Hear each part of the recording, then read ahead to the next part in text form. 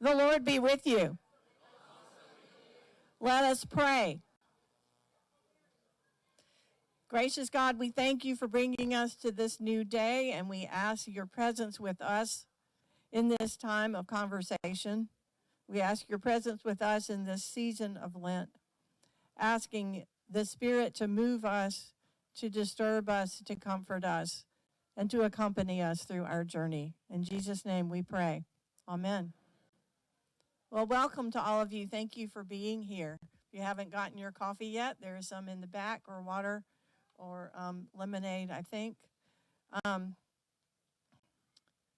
We'll go ahead and get started. I would like to sort of go through what I want to say first, and then we'll have questions at the end, so that we get through the whole thing and not get, you know how that works. Some of us might go down a rabbit hole. I'm not saying who, but it could be me. Anyway, so this is an overview of transition ministry, what it is, what it entails, who does what and why, and particularly about what we're doing here at St. James's during this time. So, what is transition ministry? Transition is the time between settled rectors. I think you know this. And transition ministry is focused on pastoral and administrative leadership to guide a parish in taking stock of itself, correcting issues, whether chronic or those that have arisen recently as a result perhaps of the last rector's tenure, dealing with grief and healing and losses and old wounds, preparing for change, and shifting from clergy focus and focus, helping a parish clarify its mission and identity to prepare the way for the calling of a new rector who will be a good fit to lead the parish based on its identity and mission. Now, that's a lot, but I want you to keep this in mind. Our job during this transition is to determine who are we and what is our mission, and then we get to the part that says, so who can lead that? So what are the stages of the interim period? First is closure, coming to grips with the departure of the previous rector. The second is clarifying identity, as I've already said probably twice, and you'll hear me say it a lot. Who are we? What do we believe God's call is to this community in this time and this place? What is unique about us? And what are our priorities and core values? And what do we envision as our future? This is the most important work of the congregation, this clarifying identity, and it must be done before moving to the next stage. The next stage, of course, and this is the one everybody wants to hear about, is search and call. Putting together a discernment committee. We don't call them search committees anymore. This is discernment of a mutual relationship. It's different from saying, hey, who's out there? Let's go get the best one. This is a relationship that we are discerning, that you are discerning. So putting together a discernment committee which drafts a parish profile and works with the diocese to advertise the position, collect and vet the names of potential candidates, and work through those candidates to find the best fit for the parish based on the previous work done about identity and mission. Have I said that enough times? I'll keep saying it. The search and call part cannot come before the work of clarifying identity. You're looking for someone to lead the parish in the mission that you have clarified. Also note that this part of the work is done hand in hand with the diocese and is not done independently. We have a process and norms that all of the churches in our diocese use. We do not go after candidates, but rather rely on candidates to put their names in the hat based on the profile that they read to see if they think they are a good match for the mission and ministry of this parish, and their openness to a new call. So please do not spend time now trying to identify candidates and passing on names of people to the vestry. That's not how this works, and that's not how we do it. What is the role of the interim rector? lead the parish as the rector, first of all. Head of staff, conduct worship, do the administration, vestry development, all of the things. Assess everything. Staffing, communications, worship, everything.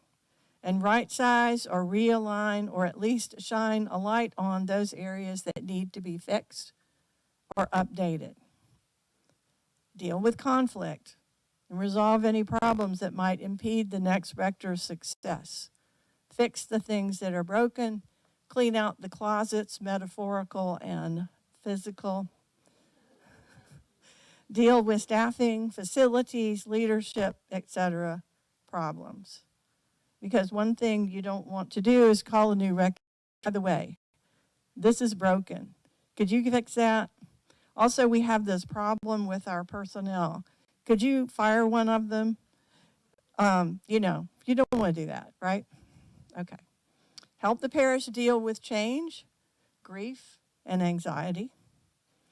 Introduce change and experiment with new things, encouraging moving toward the future with new technology and taking into account the changes in society that impact the church now.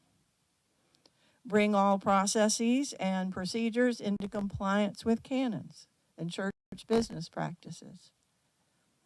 And finally, guide the church through its work. That's all. Somebody describes this as fixing the car while you were driving the car. Equally important is the work of the congregation. During a transition, there are two major parts of this. One is the work of the interim rector, guided and assisted by the vestry and the staff. But the other is the work of the congregation. There are 5 focus points, that's what we call them, that are the work of the congregation, which the interim encourages and facilitates. The first one is heritage or history. Who are you? Who have you been? What's your story? The second one is mission. Why are we here? What's our purpose? The third is connections, examining all the relationships that the congregation has outside itself. That includes the diocese, other churches in our neighborhood, neighborhood groups, other religious organizations, mission partners, etc. The fourth is leadership. How do we incorporate new members and raise up new leaders? Is our staffing appropriate for our mission? 5 is future, imagining and articulating a shared vision for the future. Some of these focus points are explored with staff and vestry, particularly leadership and connections. And the future is always last and the culmination of all the other areas of work. There's an additional component that is joint work of the interim and the congregation, and that is self-assessment through a survey. You all have done the Holy Cow assessment before, but there's been a great deal of change and some significant trauma in this parish since you did it last. Times are not what they were 20 years ago or even 5 years ago. And so it's time to do it again. And you'll be getting more information about that this spring. Basically, the Holy Cow's assessment, for those that who don't know, is geared toward determining the health and vitality of the parish, its readiness for change, because a new rector automatically means change, and give the parish an opportunity to communicate its values, what's important, what's critical, what's waning. What's the timeline? 2 years. 1 year of assessment and beginning the parish's internal work, and 1 year of putting all that together to create a profile and conducting and concluding a search. So we're about, 8 months into the 2 years. What have I assessed so far? Well, I've assessed a lot of things. I'm always assessing. I will continue to be assessing all the time. But the major ones are staffing and finance, I was specifically tasked with assessing finance and administration here. I've worked with the staff and a consultant to clarify roles and refine responsibilities and workflow with the staff, and we've made some staffing changes. We've also done some administrative work in figuring out how to be in the 21st century with technology, with the way we do work, the way our workflow is, and not just getting new technology, but understanding what that means in terms of what the staff does using new technology. For instance, we are beginning, well, we're in the middle of online, onboarding a new, gosh, I'm having trouble saying this, church management software system. We do, everybody knows this. Everything is sort of not manual anymore, right? And there's a lot of automated things, or but you have to put all the information in before it will do its thing.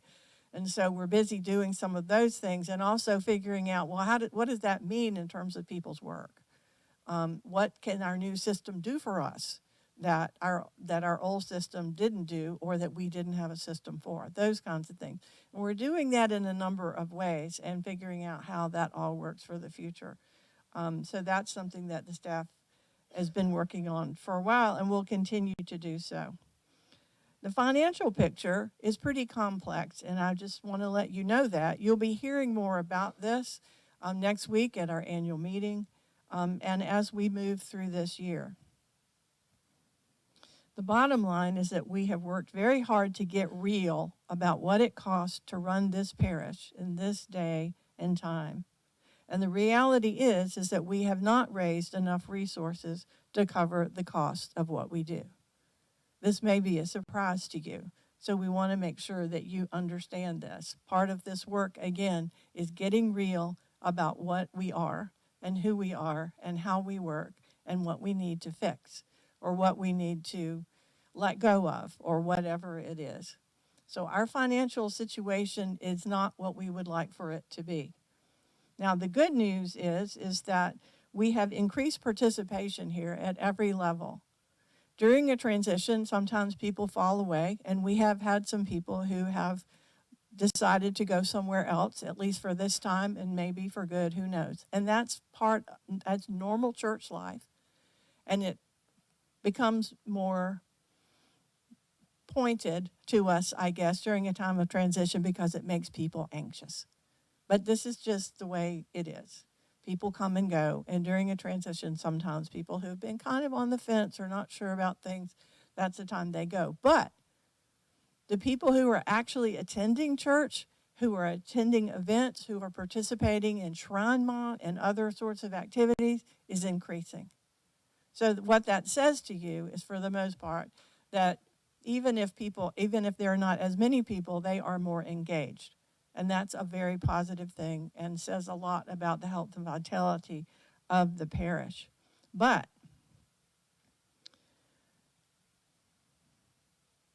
I lost my place, so I'm just going to take a second to get back there. Oh, I know why. I know why it took me a minute to get there, because this is kind of scary part. We're about $500,000 off. That's where we kind of have been.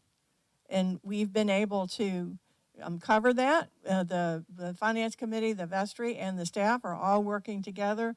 We're to the part where we're looking in the couch under the cushions. Hearing more about that again next week and continuing. And I also want to say that it's not because of what we do and what we are bringing in are not currently a match. Mission, a big part of that work is based on that. It's our work this year to determine who we are. And when you get the budget, you'll look at the personnel line and you'll say, well, look at all that money. So what does this work cost? What does this work cost? What does this work cost? And if we have to make people adjustments, then we also have to make adjustments to the work that goes with the people. So when you see the budget next week, if it has this giant salary number, which it will, because we're a nonprofit too, and so we're spending money on our people who help do our programming. And in a big church, your staff does a lot of the work, right? In a small church, the vestry does a lot of the work that then moves to the staff when you get to be the size parish that we are. So stay tuned about all of that, but we do want you to know we want to be transparent about the state of the church. So there is really, really good news in that we do have a strong staff. We do have strong attendance. People are coming and participating. And that's the major good news. Not every church can say that. And especially not every church can say that in a transition. So thanks to all of you who are here today and who are trying to stay tuned in and work with us on these things. Another note to mention is pastoral care. One of the things that happens during a transition is some people feel more disconnected. I will encourage you all to care for your fellow parishioners yourselves. Not that the staff don't want to do that and aren't willing to do that, but it's a whole lot better if you call someone that you know is at home than to call me and tell me to call that person who's at home, because they know you and they maybe don't know me. And they would like to hear from you, we miss you. We'd like to see you. What can I do for you? So we care for one another, and that's another piece of the work that we do during this time, is to strengthen the community horizontally, not vertically. Because in the end, this parish is you. You all are the parish. You all are the one to determine the mission. You all are the one to care for one another. You all are the ones who make this place what it is. Not me or not the other clergy or not the staff, but y'all. So that's part of your work during this time as well. So we're going to have some workshops during Lent on Wednesday nights. I realize that nighttime is not good for everybody, but this is what we're doing for Lent. At other times, we'll be doing some other exercises or gatherings or conversations at different times. So hopefully there will be opportunities for people, for everybody, to participate in this process. And certainly the Holy Cow Survey, which is an important piece, will be available to everybody. But we're going to work on the first two focus points of heritage and mission through small group discussion and guided exercises for about an hour and 15 minutes on Wednesday nights after supper. So 7 o'clock in here. So we'll have supper already at 6. Tables will already be here, and then we'll move right into that. And Ashley is working on getting babysitting for that as well. So if you and your kids are coming or grandkids are coming to dinner, then they can go do whatever they're going to do while we do our thing. So the first gathering is going to focus on closure. I mentioned that as the very first step because we really can't move forward without that, and we haven't had that conversation. This is one of the reasons why the Wednesday night sessions will not be recorded. This is going to be us being able to talk to one another, because there are certain things we're not going to put on YouTube. And closure from the last rector's leaving, we're not putting on YouTube, but we're going to do it in this room this Wednesday night. So I hope that you will come. And then we're going to focus on the next week, the parish's history and events, people, especially rectors, the good, the bad, the ugly, the beautiful. That's the who we are part. So that's the next two Wednesdays.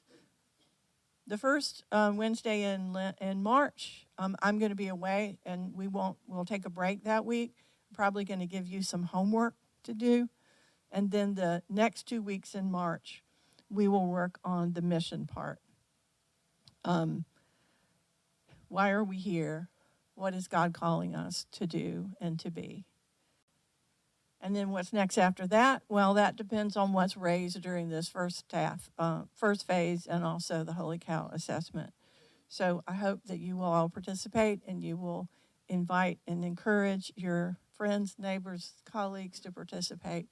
One of the things, though, that we want to emphasize is that this is about the future of the church, right? And so we want to make sure that we are making this available for all ages and for all who are going to be leading the church in the future. And so it isn't just going to be a love fest about the great old days. And in fact, that's something you'll probably hear from me often is, there will be some of the great old days that we will decide that we would like to celebrate, honor, and let go of.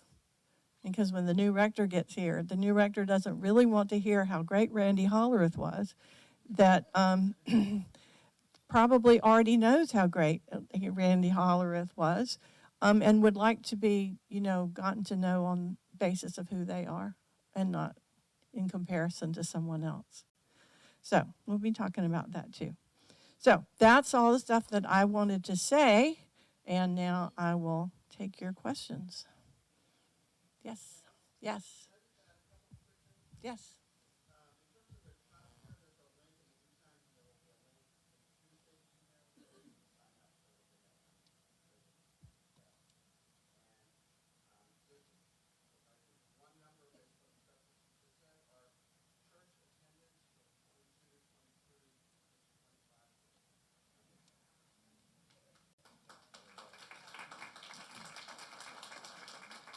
Yeah, given what kind of year 23 was, that's pretty good, isn't it?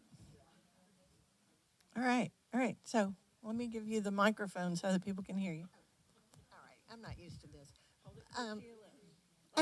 I am concerned about the shortfall in our budget. And how have we been addressing that? Have we been using endowment funds and how long can we do that? Thank you. Good question. So, how we have addressed the shortfall. So last year's shortfall, we were able to address through our reserves. We built up reserves over the last few years, particularly, there was COVID money that came in that we had money for that. And we got some extra gifts. And so we were able to deal with that pretty well.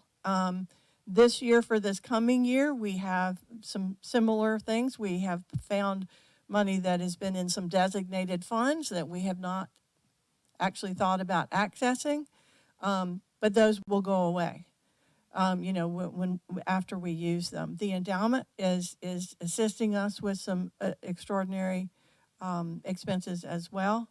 We will have a deficit budget for this year, just like we did last year, but when you get into a big hole, you can't just come out of it, in one fell swoop you can do that, but that usually involves a bloodbath of some sort, or completely deciding to stop doing a major piece of your work. And, we're trying to be a little more thoughtful than that.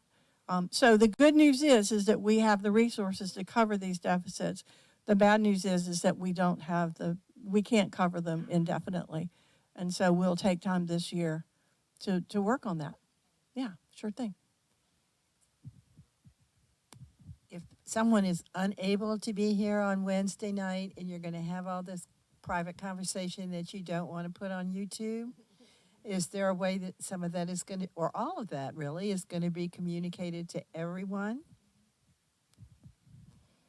I'm not sure.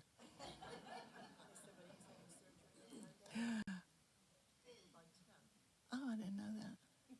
Okay. We'll talk. And I do encourage you to come and see me, or to invite your friends to come and see me, to have conversations that either you don't want to have with everybody or you're not able to have. So, yeah, okay. I see Melinda back here in the back.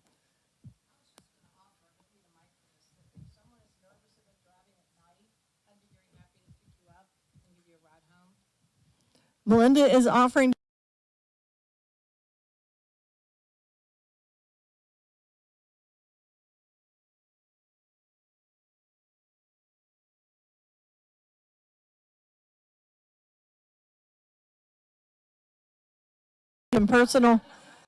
we have the personal Uber team. Thank you, that's helpful. Other questions? Okay, here we go.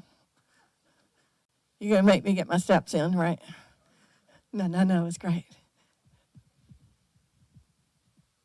I have two, 1 point and one question. 1 point, if we're doing this on Wednesday nights and we're discerning mission, keep in mind that one of the sort of richest sub-communities at the church convenes on Wednesday nights over there, and I'm sure we'll have an opportunity to have our voices heard in that process, but I'd ask the West Gallery Choir, Cheryl. I'm curious a little bit. I know folks that I've spoken with, Penny, have asked about this. The timing process that of the transition. And I guess I have a series of questions. One, how long has the 2-year notional time frame been around? Because I was involved in the previous process and I don't remember that. And second, it would be, I think, helpful for the rank and file to see, and I guess we're going to start seeing this with the meetings and then with the Holy Cow survey, but seeing some forward momentum in the discernment process, the internal discernment process. And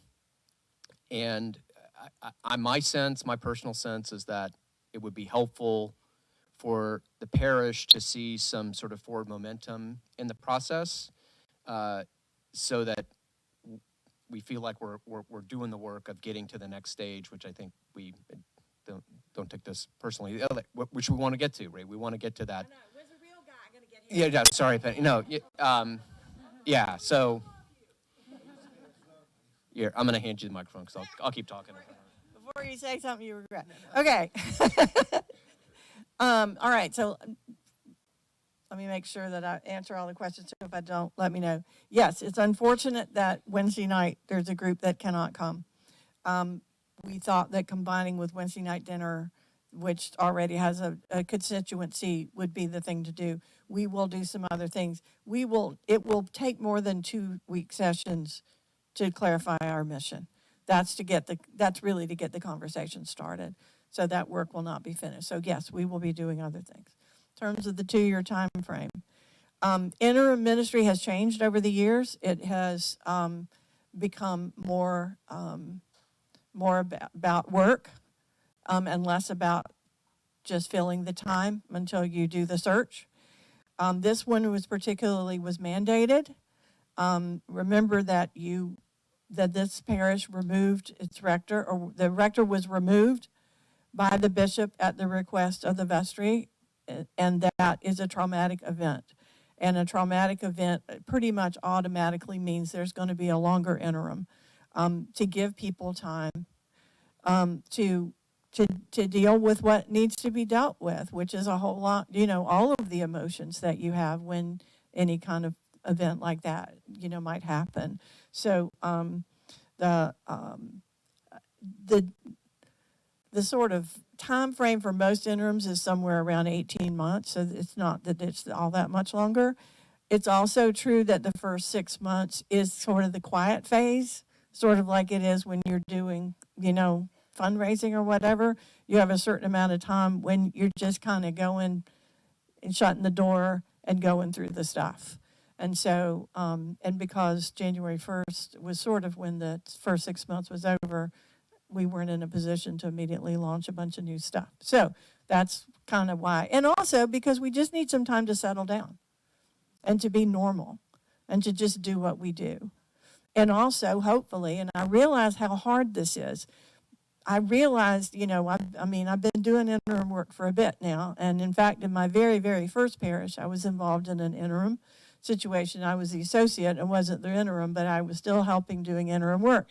And we had people coming to us all the time and say, well, when is the real rector going to get here? Which was a little discouraging, actually. In fact, somebody gave me a book, a copy of the book, The Velveteen Rabbit. I think you know what I mean by that. We have to let that piece go. We have to let that piece go. This is really important work that we have to do ourselves now about who we are. Because, if you just want to get the new rector and you say, well, we've heard that the dean of the cathedral in Kalamazoo is a real hotshot guy. Let's get him. And the dean and the rector, or the dean of the cathedral in Kalamazoo, is particularly interested in race car driving and mission to Kathmandu. And you guys are like, well, wait a minute. We're not sure that that's what we're interested in. And then you got a problem. Right. So I mean, I'm being silly, but it's really important to live into this time and to not be so worried about, and don't worry that, oh my God, we might be missing the perfect person because we're not doing this fast enough. God is busy preparing somebody for this parish. And that will happen at the right time. And if we don't do the work that we need to do, then we are shortchanging God's process. Because, God ordained transition ministry in the way that we're doing it now. No, seriously. But we need to do that work. So people will start seeing the forward momentum. And I get it that a whole lot of people, y'all are great, and I'm glad you're here. There's a lot more of you out there. And they're not hearing this message. And they're saying, well, when is the new guy going to get here? So it'll be your job to say, we have some work to do before we get to that. Because we want to make sure that we discern a mutual relationship with the person that God is preparing. Okay? Now, did I answer all your questions? Yes. Do you have any more, Trey? Okay. All right. Yes, Tina.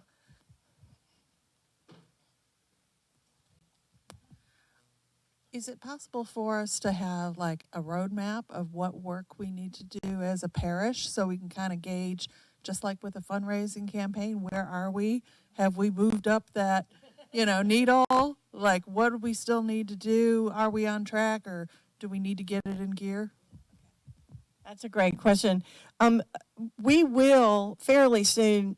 Did Jay disappear? There he is. Yeah, we've been talking about the fact that we will eventually put a transition page on the website, and we'll have some graphics and things to go with that. I think that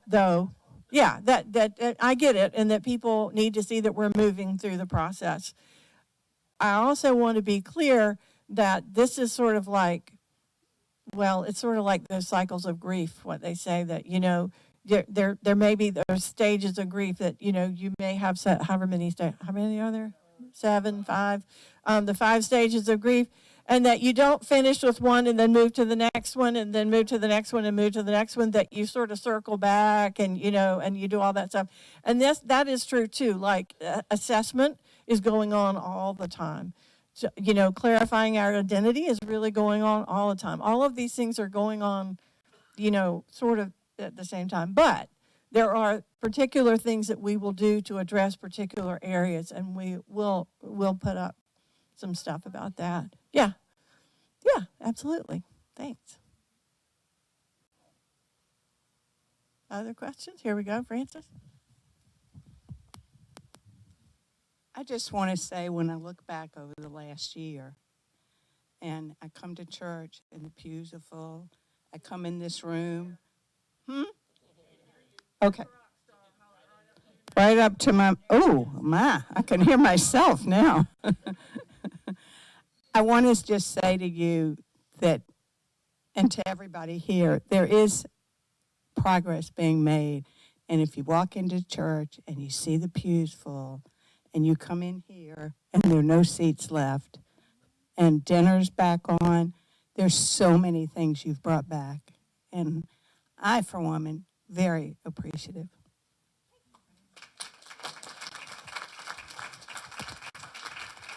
Thank you. Gosh, we should stop now.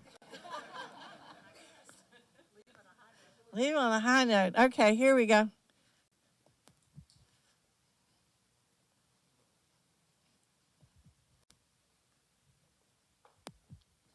I'm just curious what, if any, steps we're taking to make sure we hear from the younger families and new parishioners who aren't as familiar with either how churches work or traditions or how to think about mission.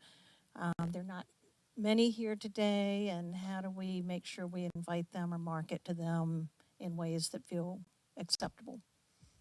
Yes, there is a plan. And we are still fleshing it out, so coordinating with groups. But some of our constituencies, particularly our young families, have some events and things that they do, and so we'll be going to them to sort of connect in with them that way. We will, of course, want to make sure that they are all aware of the Holy Cow survey and all that, because one of the goodies that we get from that survey is that we can ask them to break out answers out by demographics, by age groups. And so what that means is, when we look at things like priorities, we can say, what are the priorities of this age group? What are the priorities of the other age groups, and do they match up and do they not? And maybe we should give some priority to the up and coming age group. So yes, we're hoping to be able to connect with everybody. And that being said, not everybody wants to engage in this kind of work either. And so, but we'll try. Yeah. You sure? All right. Other questions? Oh, here we go, Nini. Just had a quick question about your comment about not sharing names with the vestry, and understand that's premature at this point to be doing that until we see the work that needs to be done. But I do think there's something to be said for not just waiting for the resumes to come in if people can identify people, and maybe not. I would like your thoughts on that. But it could be there's someone that hasn't thought about it, but if they would then discern that this was someplace they were interested in. The way we do clergy calling now across the country, the National Church has something called the Office of Transition Ministry, OTM. And every clergy person has a profile. We call it the clergy dating site. Every clergy person has a profile that they create for that. And every church in transition posts its opening there. In addition, we have the Episcopal News Service and various, the Episcopal Parishes Network, a whole bunch of other places that advertise all the sorts of things. The norm in the Episcopal Church now is that whoever is discerning that it's time for a change is paying attention to those things. And so our assumption is, first of all, that the word is already out that this opening is going to come. People already know about it. And when the time comes for the profile to be posted and a period of time to take names happens, anybody who is already interested basically only has to push a button to get their name in the hat, if you will. I'm just not sure how else to say this, but we just don't go after people. We wait to see who is also discerning a call out there. And so we don't contact people and ask them to apply for the job. You can contact someone you know and say, do you know that St. James's is open and going to be taking names? But that's kind of as far as we go. That's kind of the norm now. Doug's going to add to this. For those of us who might be looking for a job, not me, but when we hear about a position opening, I'm going to get my resume out and I'm going to start working on it, because I got to wait to, I don't want to say this is what I'm good for and then find out that's not what you're looking for. I want to find out what you're looking for and see if I kind of match up. Then I'm going to rework my resume or my CV to kind of match up with you, because if not, then it's, you're saying you're looking for tall, dark, and handsome. I'm short and blonde. I need to figure out either I'm going to dye my hair and do what Ted Cruz does, get the heels on my boots. Let me assure you that there is the perfect person who's out there is going to know about this. We're not going to miss anybody. Yeah, Susan. Thank you, Penny, for all you've done for us. We really appreciate it. And I just wanted to say, you can have all the procedures and all the practices you want in the world, but the bottom line is what we need to do is to be praying for this person to be lifted up, to be praying that we can discern in a really great way who we are and what we need in a leader. So I just wanted to put in a plug for prayer.